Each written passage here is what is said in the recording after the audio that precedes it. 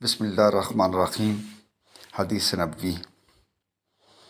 ایک بار حضرت صلی اللہ علیہ وآلہ وسلم لوگوں میں بیٹھے ہوئے ان سے باتیں کر رہے تھے۔ اتنے میں ایک دیہاتی آپ کے پاس آیا اور پوچھنے لگا کہ قیامت کب آئے گی؟ آپ صلی اللہ علیہ وسلم اپنی گفتگو میں مصروف رہے۔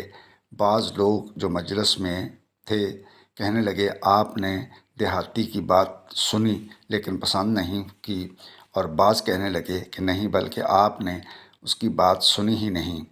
جب آپ اپنی بات پوری کر چکے تو آپ صلی اللہ علیہ وسلم نے یوں فرمایا، وہ قیامت کے بارے میں پوچھنے والا کہاں گیا؟ دیہاتی نے کہا، حضور میں موجود ہوں۔ آپ نے فرمایا، جب امانت یعنی ایمانداری دنیا سے اٹھ جائے تو قیامت قائم ہونے کا انتظار کر۔ اس نے کہا، ایمانداری کا کیا مطلب ہے؟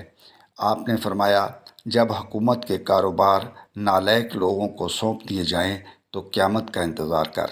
صحیح بخاری، حدیث نمبر 59۔